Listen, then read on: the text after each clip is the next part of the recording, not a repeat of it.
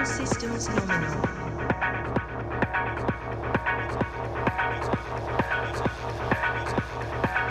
Five, four, three, two, one.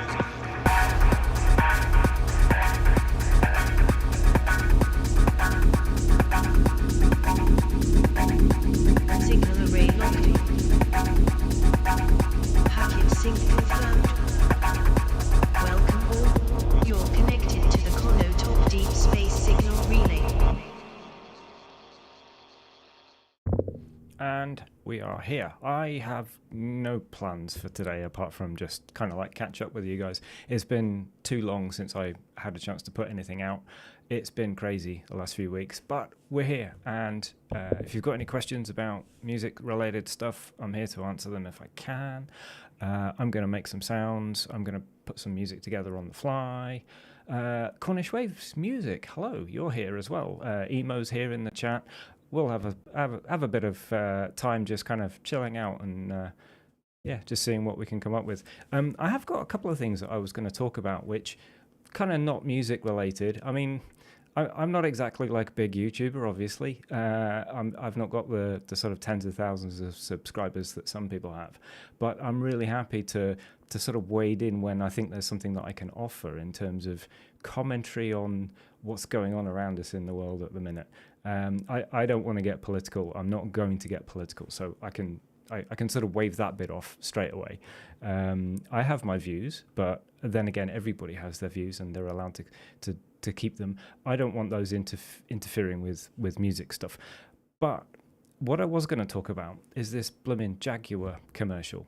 And the main reason I wanted to bring it up is because I think there's some experience and some insight that I've got related to that, which might help other musicians or other content creators about their branding.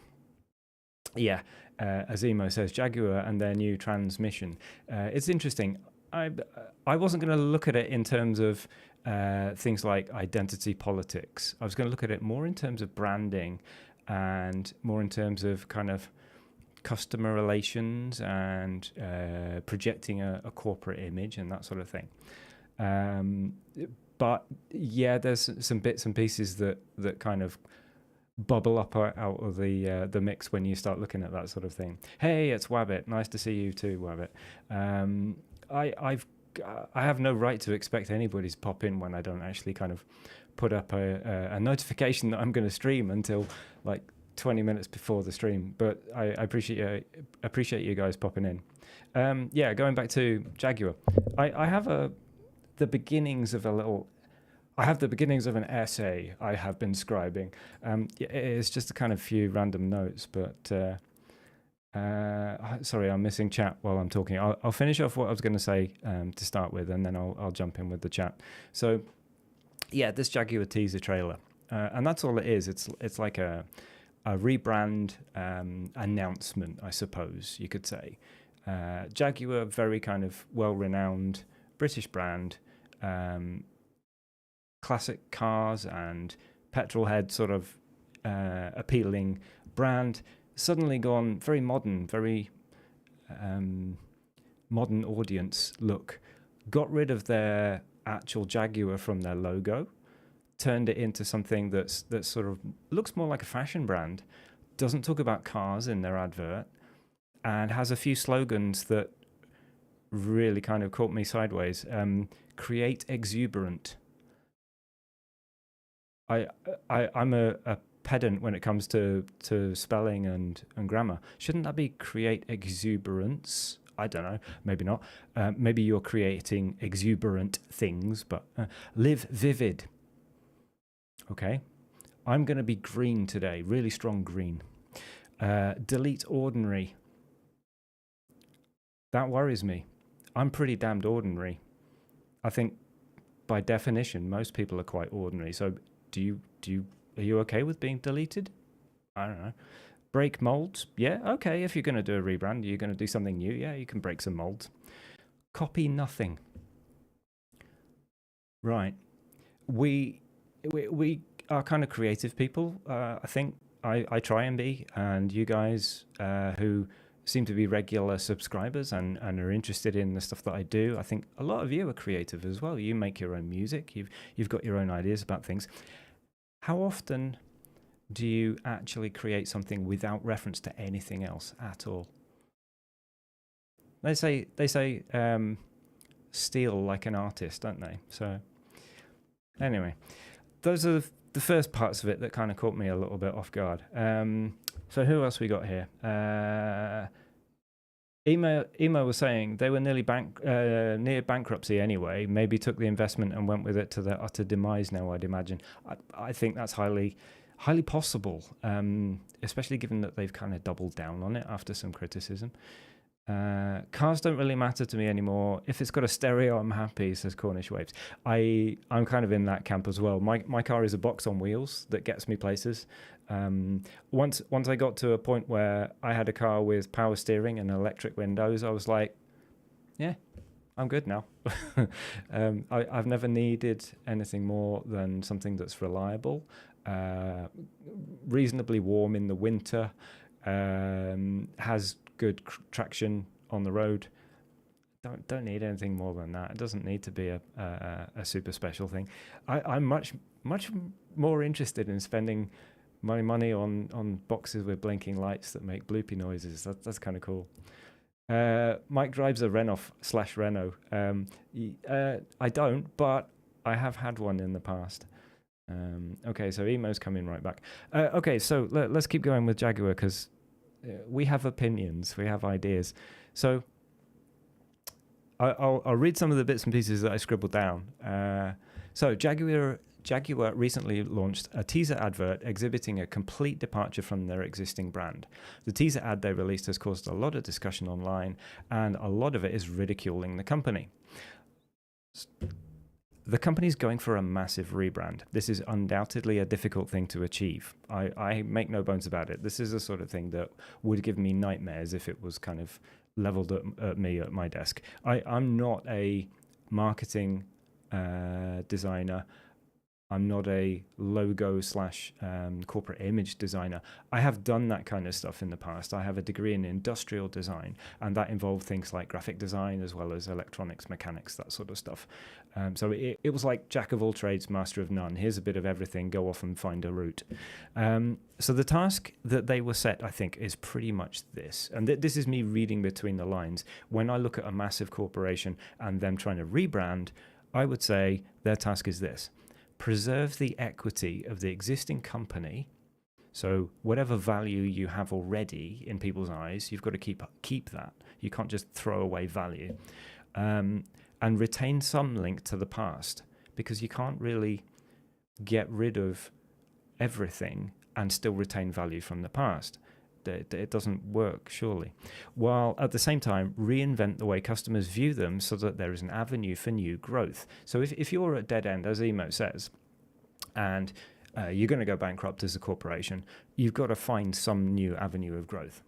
So it's like saying you want to turn the page in the book of your company's history. You're not throwing away the entire book and starting all over again. You're turning over a page and looking at a new chapter, a new kind of episode.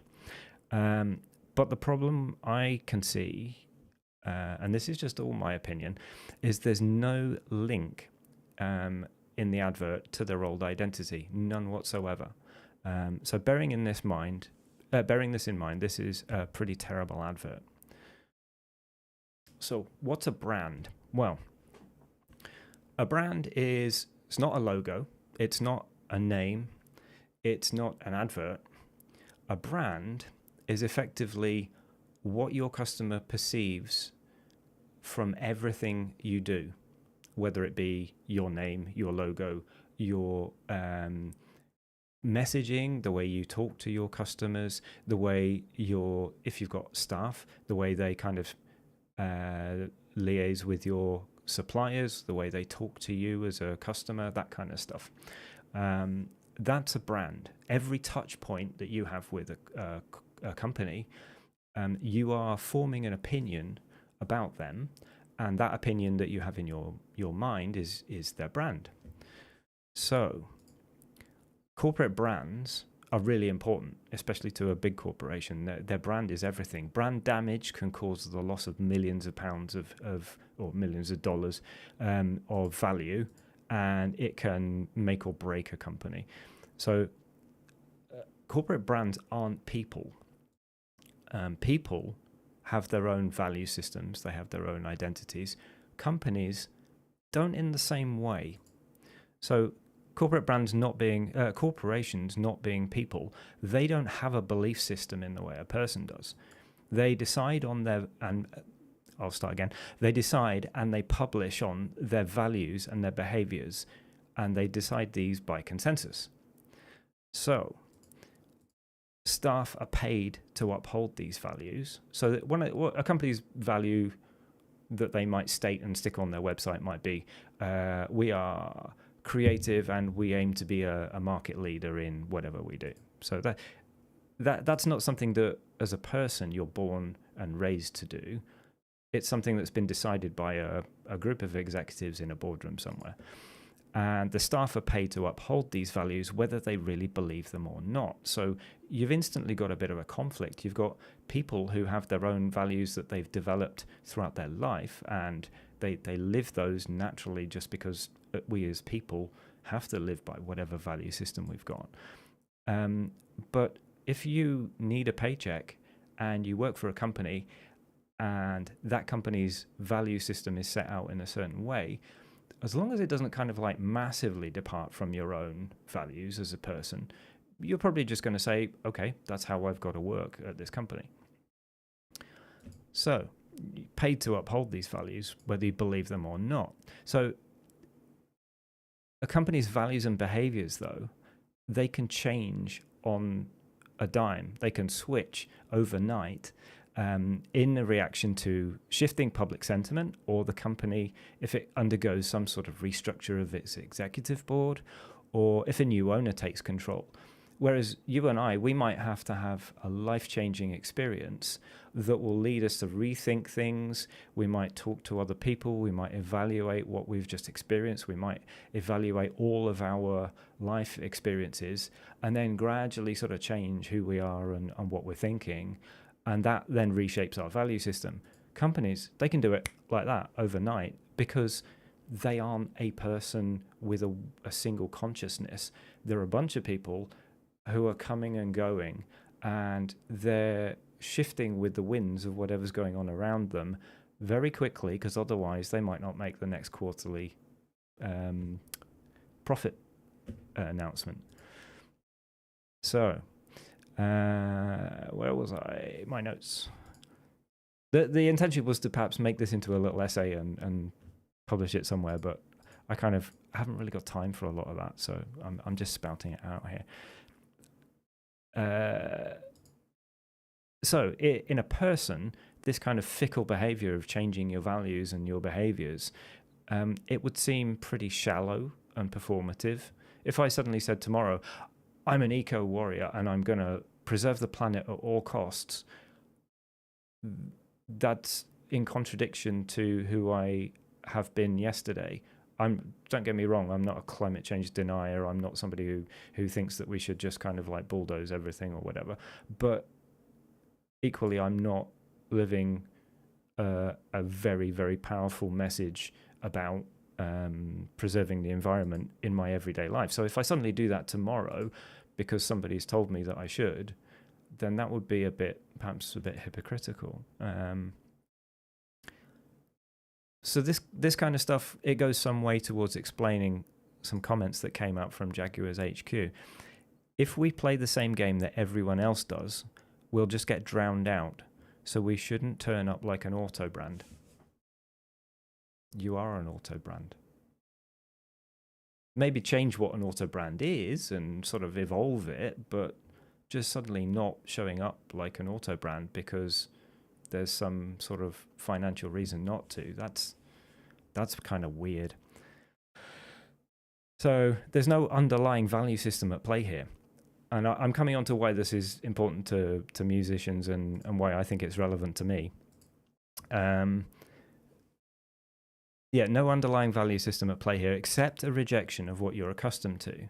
This move is not an example of a deep-rooted inner identity changing its outward appearance to move with the times. Instead, it's a nihilistic viewpoint that is evident in the slogans in the advertising. So, delete ordinary, copy nothing, break molds. That's not saying we are this, it's saying we're not that.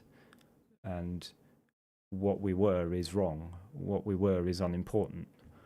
So, yeah, it feels to me that there's a sort of desperation in this statement. If you have to act in a radical way, then it's likely you've lost control of the situation. If you're suddenly changing direction, it's because you've realized you can't carry on in the direction you were going in previously. So they also said this is a reimagining that recaptures the essence of Jaguar, returning it to the values that once made it so loved, but making it relevant for a contemporary audience.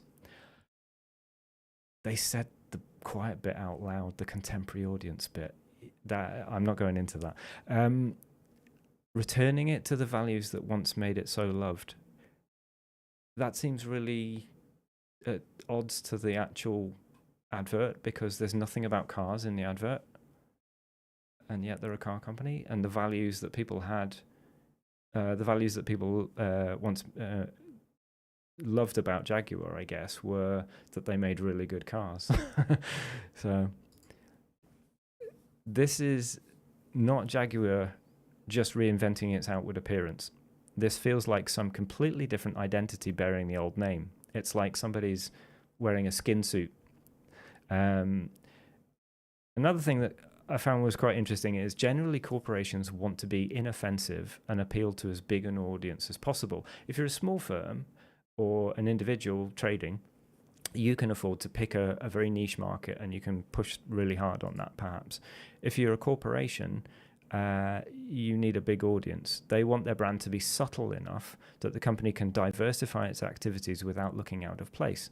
So the logo that they've gone for has got rid of the actual Jaguar animal, and it's just text. And they've got that was a logo type. And the symbol that they've gone for is just a J and an R in a circle. I'm not going to bother pulling up any of this stuff. So,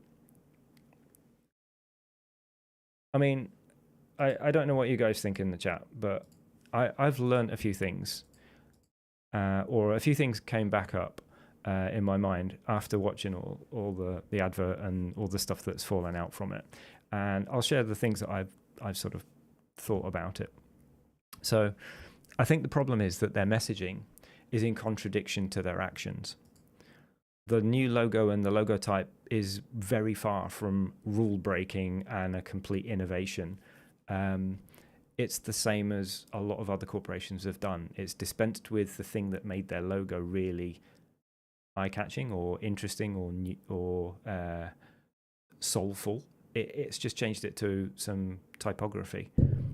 And I'm being a bit hypocritical here, because my logo, which is down in this corner, I can't point, this corner down here, you can see, is just an M and an R kind of squished together in a circle. And I'm well aware that that's a pretty crappy logo. It was one that I threw together myself. I've always wanted to change it, but I've not really got the time or figured out what I wanted to change it to. Another mistake that I think they've made, and this one feels huge. Way better than your logo, you say, Rabbit, which is none. I'll come on to that in a second. Another thing that I think they've done, which is a huge mistake, is they've chosen to distance themselves from their existing customer base. This feels like suicide when they've not yet given any indication as to who their new target customer is. You can kind of, I think you can kind of shift away from serving a customer base as long as you are outwardly kind of clear on who your new customer is, because otherwise the people that you might be trying to appeal to don't know that yet, and the people that you were trying to appeal to now know that they're not interested, they're not supposed to be interested in it anymore. So I don't know, maybe Jaguar are trying to say, we're going to be super tech savvy, we're going to be really interested in pushing the latest top-end technology, in which case maybe I might be interested. Not that I can afford a Jag or anything, But and that's another point. I don't know what price point they're aiming for. Looking at the fact that all the models in the advert are wearing like designer haute couture clothing, that's not really my market. So the soulless nature of the teaser ad and logos contributes to the problem here, making it feel less likely that there is a strong customer avatar at which the campaign is aimed. You want to aim whatever it is that you do at a particular customer base. And you want to be pretty clear in your mind who that customer base is. I have no clue who their customer base is from watching it. Maybe I'm not very clever, but there seem to be a lot of other people that are saying the same sort of thing. So what can we learn from this? Let's get more down into the nitty gritty. And I'd love it if you guys can share your ideas in the comments or in the chat as well. I think, particularly as a small YouTuber like myself, humanizing a brand is a great option. Jaguar have gone the opposite direction. They've kind of dehumanized everything, I think. There's nothing that has a sense of humor. There's nothing that has an affiliation with real life in their advertising. In fact, like I said, the slogans were delete ordinary. Yeah.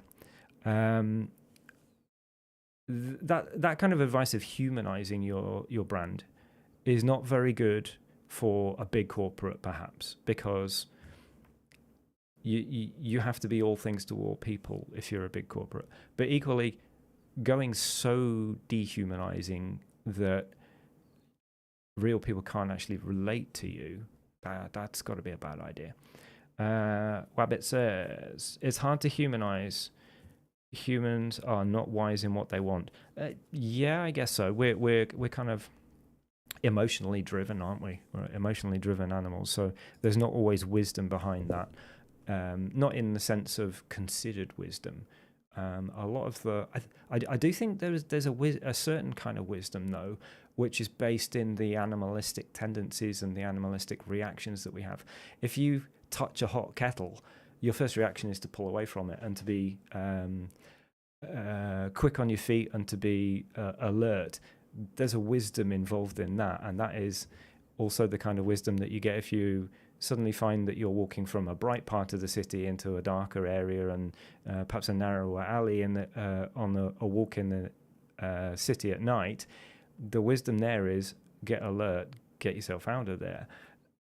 Our gut reactions are very wise in that sort of situation, I think. Another bit of advice maybe that people like us should follow when we're looking at our brand: have a sense of humor. Or if you haven't got a sense of humor, be damn sure that you're the best at your job that you can be. Wabbit says, yeah, we are still maybe that's it. We're still animals at heart that are not able to further evolve. I think we are evolving. I'm tying my cables up. I think that we are evolving, but just not at the pace that we would like to if we are of a certain progressive mindset. Yeah, some of us are. Biological evolution, I suspect, and I'm no expert. Biological evolution takes a bunch of generations, and it's predicated on the idea of a sort of survival of the fittest, generally speaking, and we don't like that for good reason. We don't like survival of the fittest. What we like is everybody survives, because otherwise we're more brutish than we would like to admit. We don't like wars. We don't want wars. We don't like leaving people to just die if they get an illness. We want to make sure that we look after everybody as much as we can for as long as we can. Can we remove shareholders from the picture? I would love to. I would absolutely love to. That's why I think corporate brands have such a difficulty, because they're subservient to people that just want a return on their investment, whereas smaller firms And I'm talking from a business sense here. Smaller firms, they can afford to, I think, work in a way that is far more agile. And if you are talking to your individual customers and their business is very important to you on a one-to-one basis, you can afford to adjust your brand and your your approach to your business based on direct feedback. Whereas if you're a multi-million-pound corporation, you have to do market research, and that market research is going to take time to filter through to you. It's going to get filtered through to you by people within your company who have agendas of their own, all that kind of stuff. Can we remove shareholders from the picture? Cornish Wave says that would help the water in Cornwall. Yeah, probably would. Yeah, maybe there would be better investment in actual what's the word I'm looking for? Sewage treatment and fixing pipes that are overflowing and breaking and all sorts. So yeah, what can we learn from this? Humanize your brand, have a sense of humor. The other thing is, as Wabbit said, he doesn't have a logo. Brand isn't logo, is it? A logo is something that helps people identify your stuff if you want to have one. And the logo type is the lettering that goes with it. So logo type. Your brand, as I say, that is built on all the touch points that you have. So my brand is, I'm a dude in a space station and I make music which is most often live. I appear randomly on the internet, not like with a schedule. That's unfortunately part of my brand at the minute. What I would love my brand to be is consistently shows up and does X, Y, and Z. I would love it if I'd got products, because I would love to turn this into a little kind of side hustle, but it's not, because I don't have any products to sell. So it's an entertainment thing. I am available if anybody wants like Zoom chats and insight into how I do what I do, or if you've got bits of kit that you would like to find out more about and you need somebody's insight into how they work, I can certainly do that. So give me a shout if that's your bag. So yeah, if you're going to consciously build a brand, you've got to think about all those touch points that you have with your people, your customers, your fan base.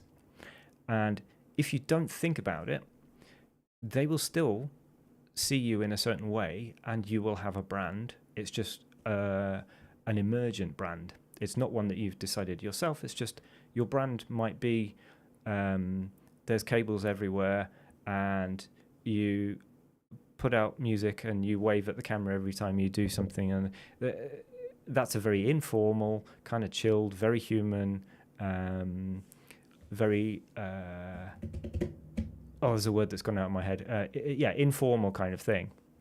Wabbit says, my brand, inspiration, boring in 2024 as there is no affiliate link for that in the description. Ain't that the truth?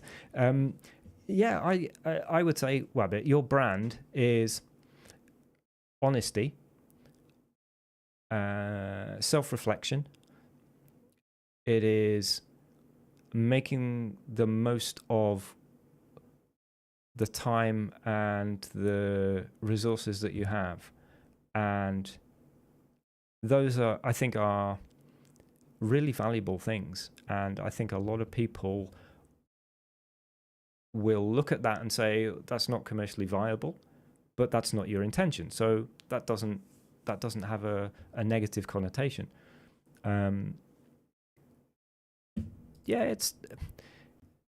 It's just interesting because I don't necessarily think that Jaguar have done anything wrong, as long as they don't want to make money,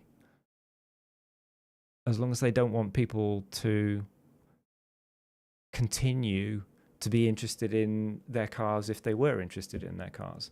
That's the thing that doesn't make any sense. You can rebrand and say, screw everything that's gone before, we're doing something completely different. Yeah, lovely. Good luck bringing everybody along for the ride. I think that's where they've made the mistake. Anyway, that's the end of my waffle and rant about that. So I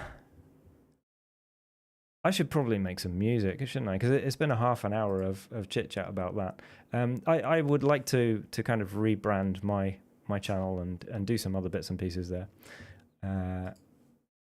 The idea of kind of making some something like a planner, because I like doing I like planning out my creative endeavors and journaling and all that kind of stuff. So maybe I'll make a planner of some kind at some stage. Let's make some music. Where are we? Jam cam. So I haven't actually played on this gear for a little while. I had 2 weeks of very, very hectic time. New boss at work, family going in for scheduled surgical procedures and all that kind of stuff. And prior to that, there was all the build up to all those things happening. So I have got all the standard gear set up. Let me just make sure I can hear it.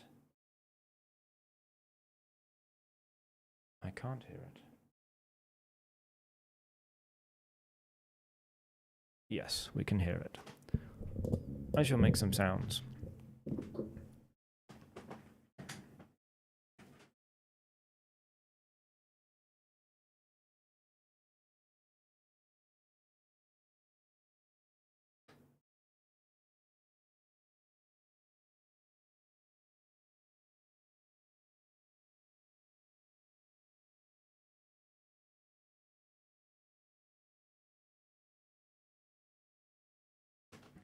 Hey PK! Yeah, I popped up on the YouTube without actually having a plan, and we're half an hour in. We've had a bit of a rant, and now I'm going to make some music. So I'm going to turn the mic off. I will check out the chat in a couple of minutes, and yeah, hope you enjoy the sounds.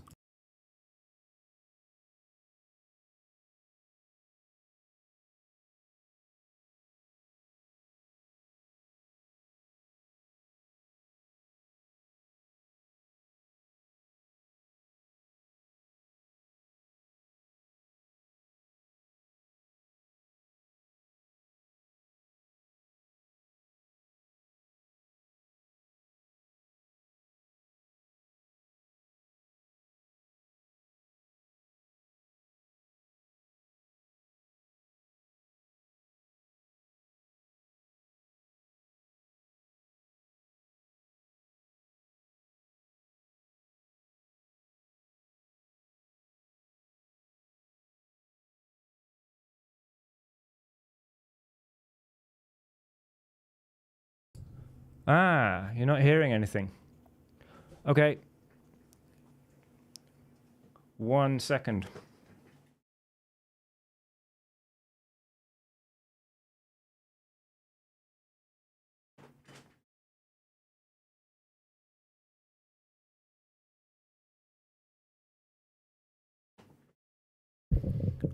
Right, okay. No sound. 1 second. Let's see what we can do here.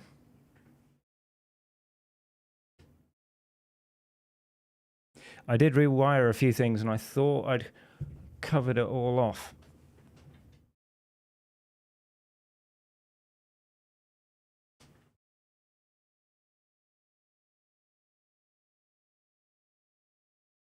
Well, this is embarrassing.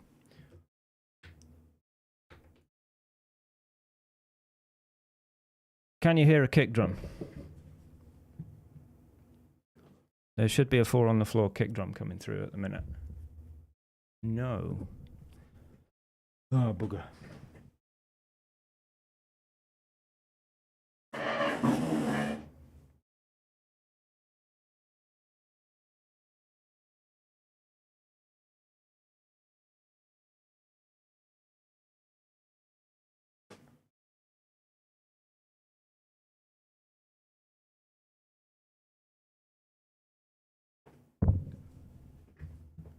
I think I've sussed it.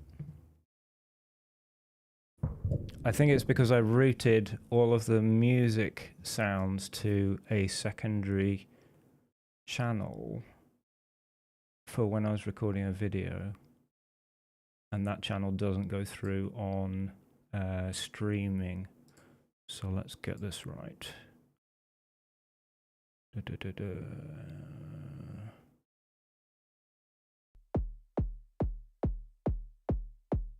What about that? I reckon that might have done it. Yay! Thank you very much, guys. Half God, half beast, welcome aboard. We are drifting in space. We've ranted about stuff, and now we're just going to make some beats. Now that we've got sound, I'm going to mute my mic again, and I'm going to jump onto the sounds.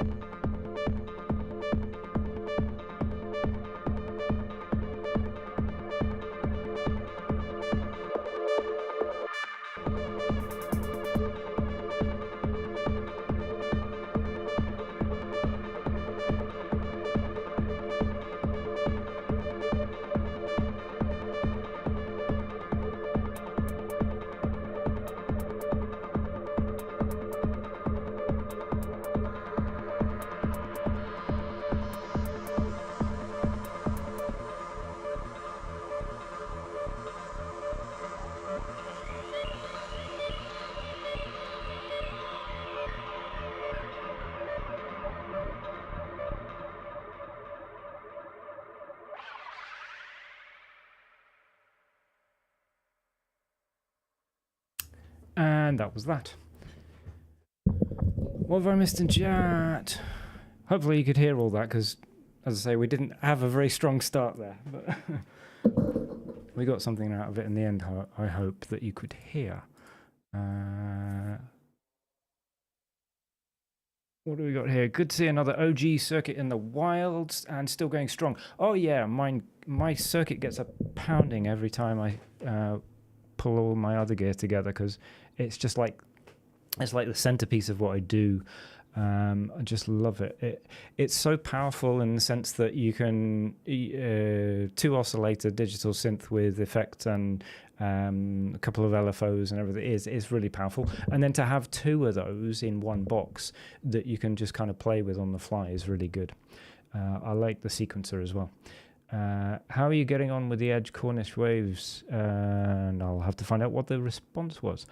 Emo's back, great. Chiral, hey, nice to see you, mate. I hope you're well. And I gather you had some family stuff going on with somebody's health not being so great in the past, so hopefully that's picked up for you.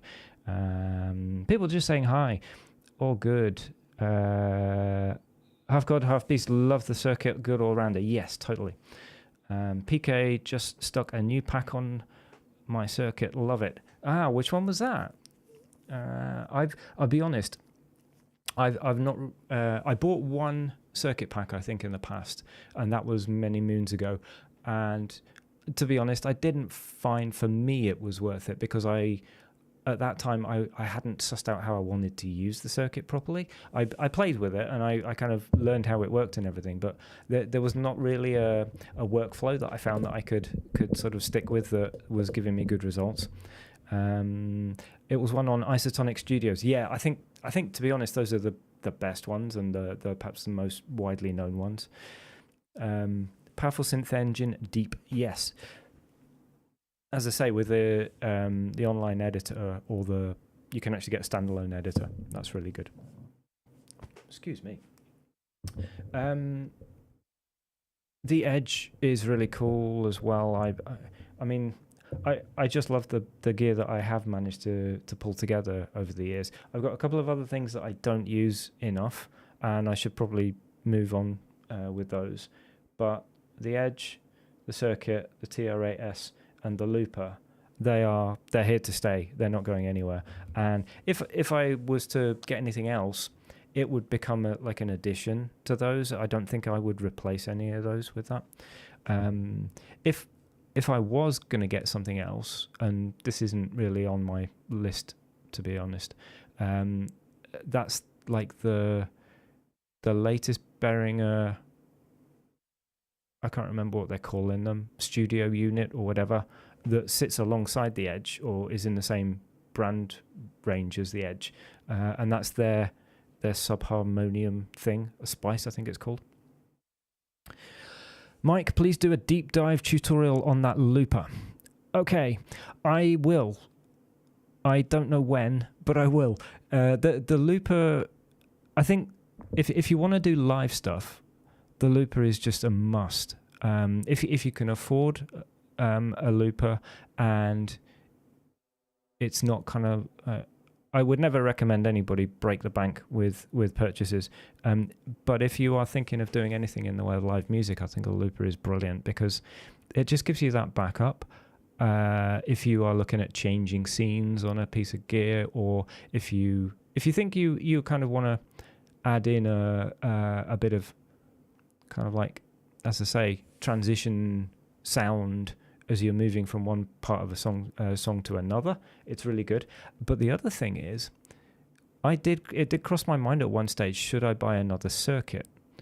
And then when I saw the idea of using a looper, it struck me, I don't need another circuit. I can literally make a loop from the sounds that the circuit makes and have that run on the looper and then make new sounds on the circuit. So it's like, whatever your favorite piece of kit is at any given time, the looper can be that piece of kit in some ways.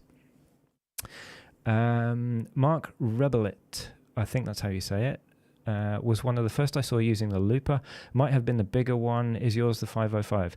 Mine is the RC202. The 505 is yes, that's the big brother of the 202.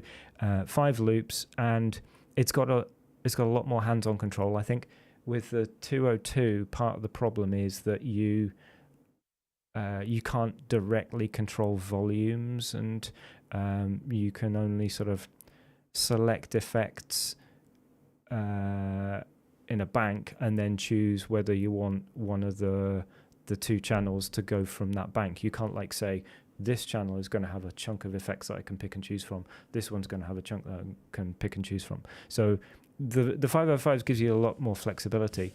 One of the reasons why I went with the 202, not just the cost, is the fact that it's quite small and it can sit next to everything else. Mark is a genius. Mark Ribbler. I will have to look that person up because I've never come across that name before. So thanks for the tip.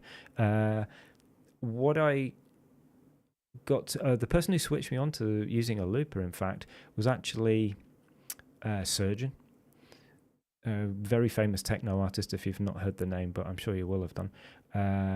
He apparently used a looper earlier on in his career, and when he said it, it was like, of course. I'd never even considered it. I was there with the 8S and the circuit thinking, okay, if I kind of like get to the end of a track that I've made, I'm going to have to change scenes on the 8S to a new kit. I'm going to have to change scenes on the circuit. Maybe I need another synth so that I can have that running while I'm changing scenes on the other one. If you've got a looper, it's all kind of done. In fact, one of my earlier live performances, in fact, the first one that I did that I was really kind of pleased with and I planned out, I didn't have the looper, and what I did was I changed scenes on everything. What's the word I'm looking for? Intermittently kind of change scenes on the circuit to make these tunes kind of like mix in from one to another. Half God, Half Beast, so I can loop any tracks and bring them back on a return channel. I think looper would be good as a send return device on my mixer. That sounds very sensible, yeah. I think that's... I'll be honest, I've changed the way I set my gear up a couple of times. I think that's how I've got mine set up at the minute, but I don't tend to use the loops on it very often. What I do find it's fun for is live effects. So if I'll show you what I'm talking about.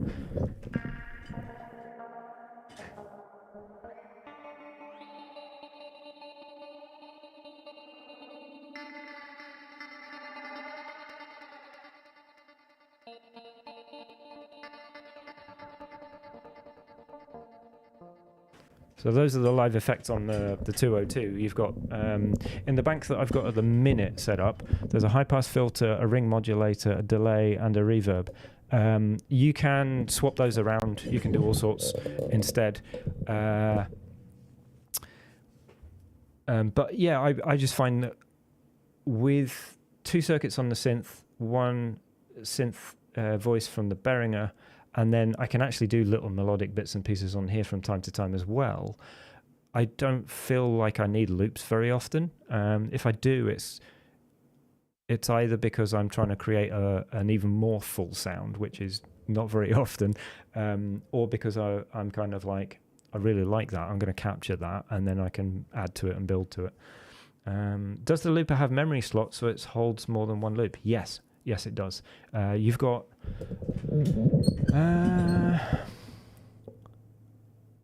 I think it's 64 scenes, if you like. There's 8 banks, and in each bank you've got 8 slots, I think. No, I've probably got that. I can't remember for definite, but I think it's roughly like that. But yeah, there's tons. And what you can do as well, which is really cool, and I should probably try more often, is you can pre-create loops, either on the looper and then save them on there, or you could actually make just WAV files, and you can then put the looper into USB mode, and then you could drag and drop them from PC or Mac onto the looper, and then just play those back. So for example, if I didn't want to create loops on the fly, but I wanted to do like a, I don't know, 2 hour long set or something stupid like that.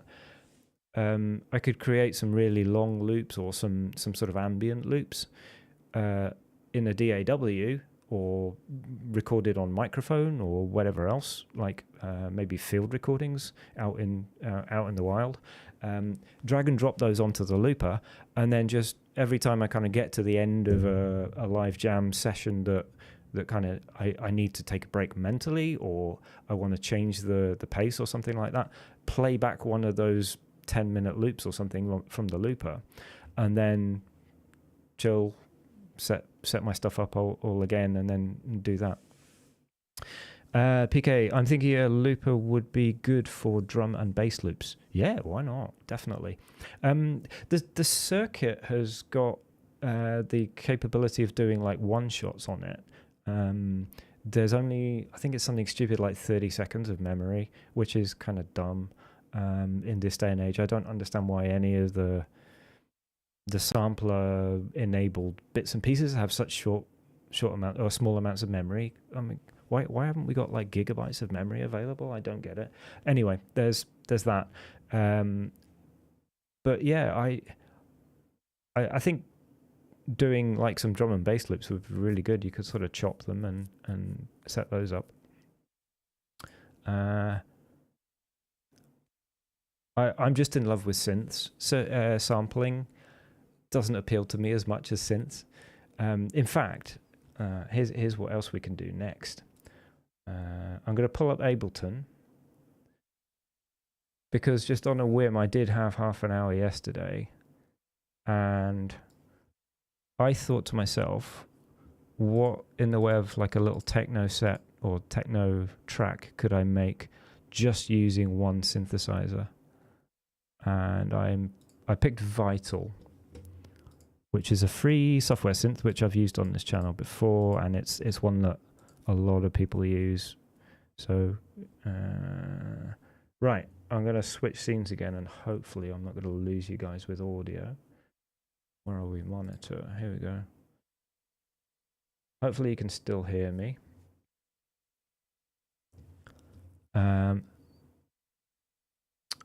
Half God Happy says, think they use CPUs and RAM in on like Arduino Pi board, so can't add RAM. Could be. Yeah, it's probably, now that you say it, that probably makes sense. That rather than building their own circuitry completely from scratch, I bet they use off-the-shelf gear wherever possible.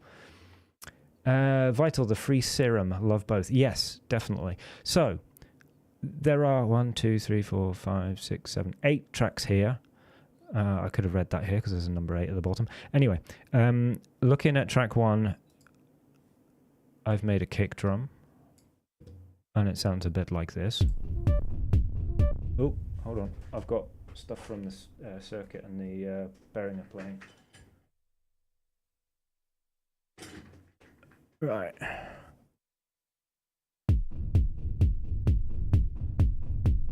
So this is a kick drum, clearly. And it's made in Vital. We've got, this is the amplitude envelope, so you've got like a sharp spike and then a tail, which is obviously what we want for a kick drum. Envelope 2, this is changing the transposition of the oscillator, so it goes very high to very low pitch, which is again what you want for a kick drum. We've got a small amount of white noise, just to give it like a, I don't know, some sort of impact percussive thing.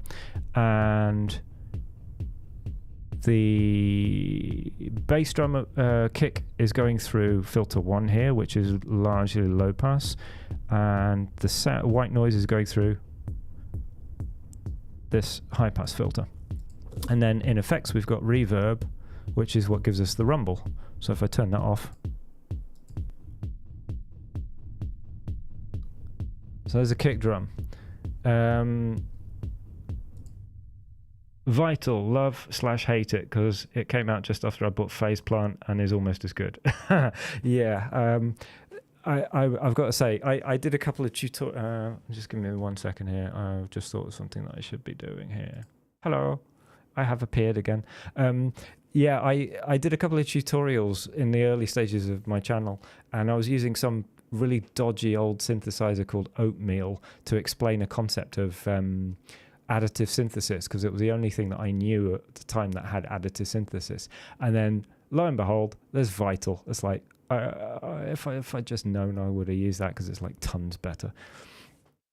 Anyway, so yeah, kick drum, and the whole reason for showing you this is because it's so cool that you can do everything through synthesis if that's your bag.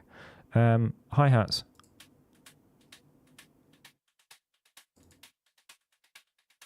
Again, just some white noise. That's the amplitude envelope, so it goes really short.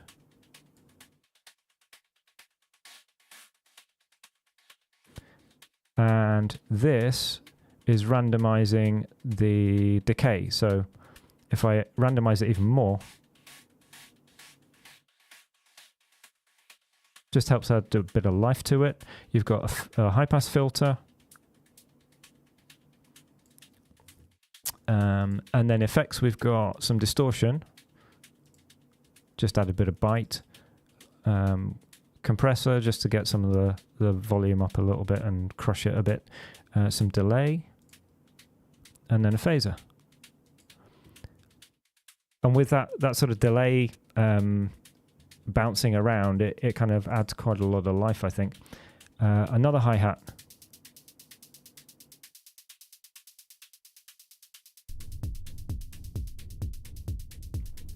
I made a percussive sound. That kind of needs a bit of work. That doesn't sound the way I want it to. I was trying to go for something like FM sound. I've got a bass line, and this is probably the most lively part of it. Look, almost makes like a real track.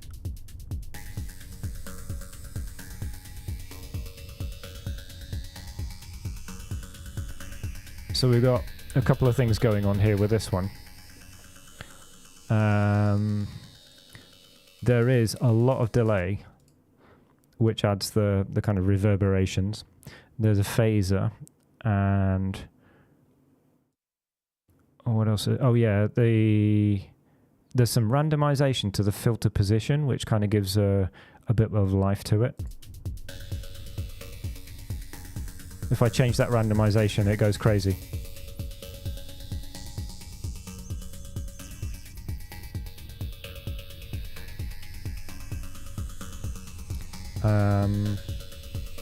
Yeah, that was largely it on that one.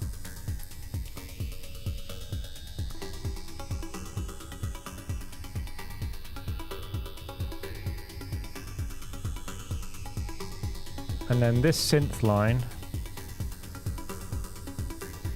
is like it's like a pluck.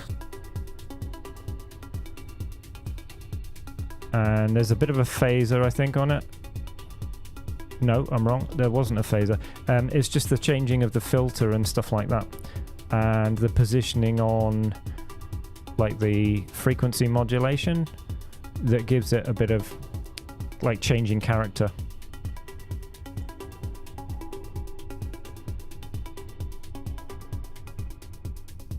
So you can go very subtle all the way through to quite plucky.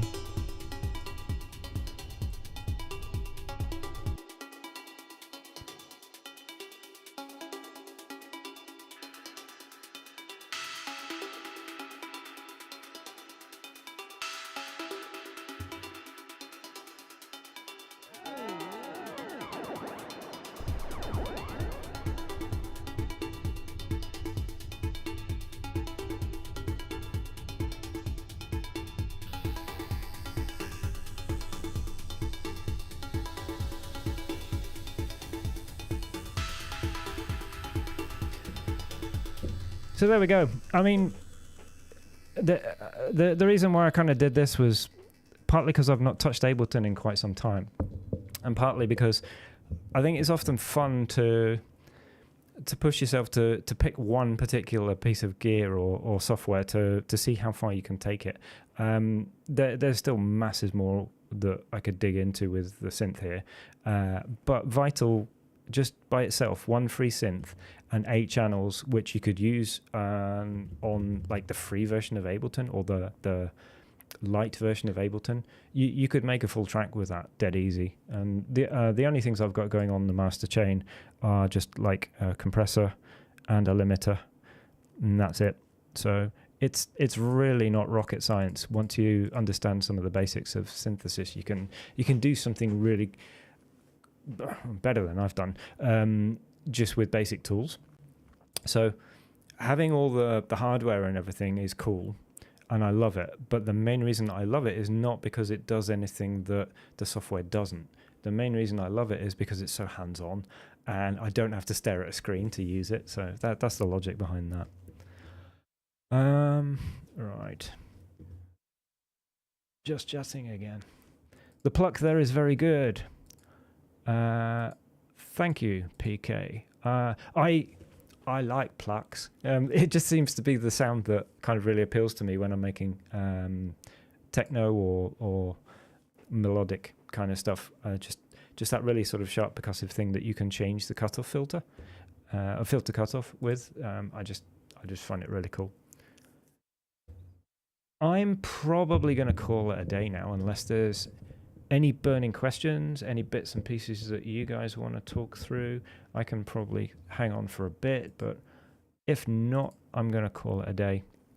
I've had a blast coming back again today.